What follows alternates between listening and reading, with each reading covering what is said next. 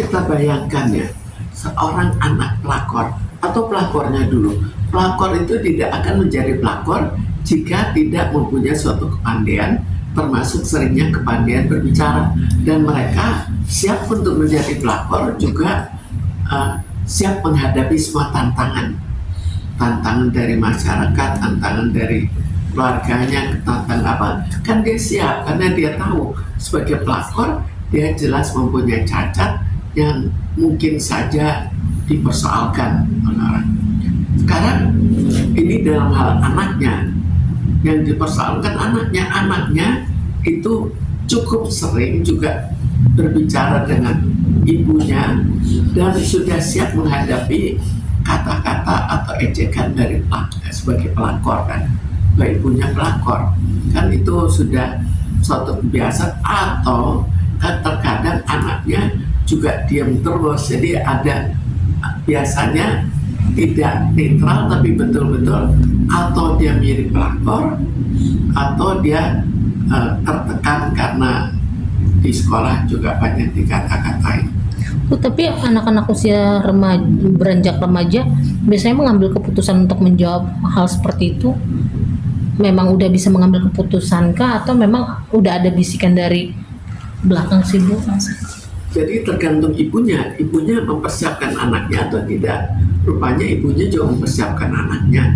Kan nggak mungkin dia, atau kemungkinan itu super kecil bahwa dia mengatakan saya ini anak pelakor, kamu itu saya pelakor, kamu anak pelakor, kan nggak begitu. Dan kamu harus ngalah saja, tapi memberikan suatu alasan kan.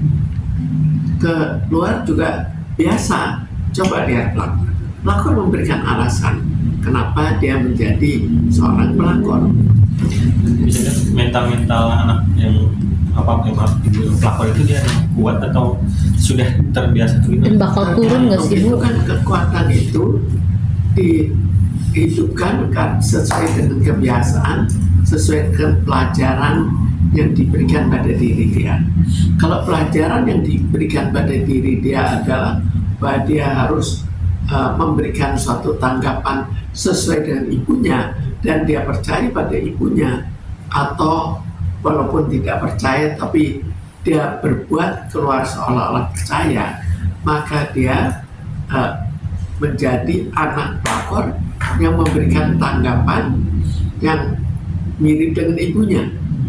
Atau kalau dia sudah tidak kuat menghadapi tuduhan-tuduhan, maka dia lebih cenderung jadi pendiam. Tapi rupanya ini cenderung untuk menjadi seorang yang berani untuk menjawab seperti ibunya. Bu, biasanya genetik kayak gitu bakal turun lagi nggak sih Bu, keturunan-keturunannya? Jadi sebetulnya itu bukan suatu yang menurun, tapi kita bayangkan ya, orang jadi pelakor, ada kultur yang mengatakan kamu nggak mau jadi pelakor, itu jelek. Tapi ada yang mengatakan, oh nggak pedulilah, saya jadi pelakor juga nggak apa-apa. Dan bagi yang peduli, ya anaknya mungkin saja diturunkan, tapi dia sudah mentolerir, itu bukan hal yang terlalu menyimpang, bisa tidak menyimpang dan wajar, atau ya masih wajar-wajar saja. Tapi kalau sikap dari Mulan sendiri Bu, yang mana kemarin kan ngunduh mantu nih Bu, netizen berharapnya Bunda Maya yang harus ada di panggung itu, di pelaminan mendampingi anaknya. Namun kan dia pergi ikut suaminya yang saat ini sekarang akhirnya digantikan oleh Mulan. Harusnya idealnya tuh memang sikap sebagai ibu sambung dia nggak usah ikut tampil di situ, atau memang harus seperti itu sih Bu, berani menunjukkan muka apalagi? Karena kalau seseorang sudah menikah, dia juga dipengaruhi oleh suaminya inginnya bagaimana. Berarti faktor pengaruh suami juga yang mungkin Itu otomatis dirinya juga, suaminya juga, bisa dirinya mempengaruhi suaminya, bisa suaminya mempengaruhi dirinya. Tinggal siapa yang dominan. tapi bukan berarti dibilang muka tembok kayak netizen bilang Bu. Ya mungkin juga tidak setuju dengan pernikahan itu juga bisa kan. Dan pernikahan itu barangkali merupakan suatu dorongan dari pelakornya. Bu, kalau pernikahan dilandasi dengan hal di awal tidak baik, berarti kan itu nanti kedepannya terus akan dicap nggak baik juga, dampaknya seperti yang saat ini Safia alami kan Bu? bagi anak. Sekarang kalau dia dikata-katain, mungkin pertama mentalnya sudah berubah kan, dia anggap itu hal yang ya bodo amat lah gitu. Kalau beranjak dewasa, kalau sudah beranjak dewasa, terus ini Beranjak dewasa, mentalnya juga seringkali dia terbawa juga, sama seperti seorang yang punya istri kedua. Sekarang itu kan sudah akhirnya anaknya biasanya mengatakan saya tidak mau sampai istri saya atau sampai saya kawin lagi. Tapi kenyataannya begitu ada konflik ya dia kawin lagi, karena bagi dia itu hal yang biasa. Dulu waktu rukun saya nggak tertarik ke itu, tapi begitu ada konflik dikit tertarik. Gitu. Bu, ini kan salah satu tindakan bullying ya Bu ya. Nantinya ada dampak nggak sih Bu, down mental pas atau enggak dia malah kembali melawan sama orang tuanya, efek Ya, dari bullying? sekarang sudah terbukti kan bahwa dia justru Pinter memihak jawab pada ya. orang tuanya.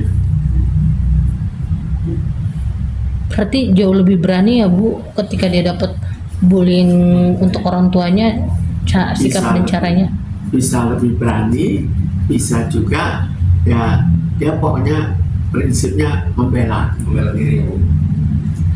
dirinya, membela orang tuanya. Rata-rata anak-anak yang sudah terlanjur minggu seperti itu Bu, tipsnya atau jangannya apa sih Bu supaya nggak terlalu jauh gitu Bu? tetap stres.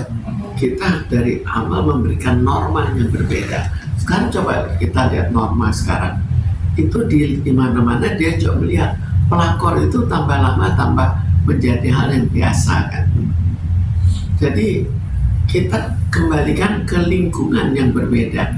Tapi ini lingkungannya kan tetap saja menganggap itu wajar. Dia lihat di TV, oh itu juga pelakor walaupun dikata-katain. Artinya di sosmed juga berpengaruh ya Bu ya? Jelas sangat ikut mempengaruhi.